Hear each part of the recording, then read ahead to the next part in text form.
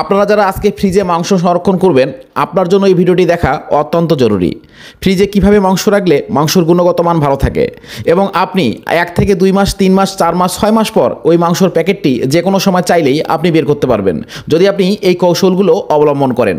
মাংসর গুণগত মান ভালো থাকে না আপনার ভুলের কারণে। আপনি কি ভুল করেন এবং কি ভুল না করলে মাংসর গুণগত মান ভালো থাকবে আমি বলে দিচ্ছি। যাদের ড্রয়ার ফ্রিজ কিংবা যাদের এরকম উপরে ডিপ 3 থাক বা 4 থাকের এরকম যাদের ফ্রিজ রয়েছে, তারা মাঝখানের যে পাটে মাংসগুলো রাখবেন, উপরের রেকে এবং নিচের যে রেকটাতে মাংসগুলো রাখতেছেন এবং মাঝখানে যেগুলো রাখতেছেন, অনেক সময় পরের দিনও মাঝখানে থাকা মাংসগুলোর রস বের হয়, এর থেকে একটু হালকা গ্যাস হয়। এই মাংসগুলো পরবর্তীতে আপনি খেতে গেলে ফ্রিজের মাংস খুব খারাপ, ভালো না, স্বাদ নাই, এগুলো বলেন।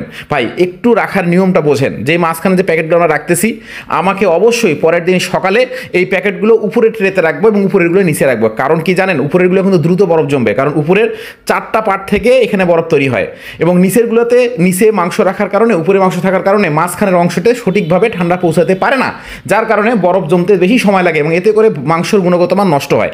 এর জন্য আপনারা অবশ্যই পরের দিন মাংসগুলো স্থান পরিবর্তন করবেন। তাহলে কি হবে, একই সময়ে সব মাংসগুলো সঠিকভাবে বরফ আটকাবে। যত দ্রুত মাংসর গায়ে বরফ আটকাবে, তত দ্রুত তত ভালো থাকবে মাংসর গুণাগুণ। এটা অবশ্যই আপনারা মাথায় রাখবেন এবং পরের দিন অবশ্যই প্রত্যেকটা প্যাকেট আপনারা হাত দিয়ে নাড়ানাড়ি করে দিবেন। তাহলে যেটা এই পাশে আছে তার অপোজিট পাশে করে দিবেন। ভাই এভাবে করে মাংসটা সংরক্ষণ করেন, আমি কথা দিচ্ছি আপনার মাংসের গুণগত ভালো থাকবে।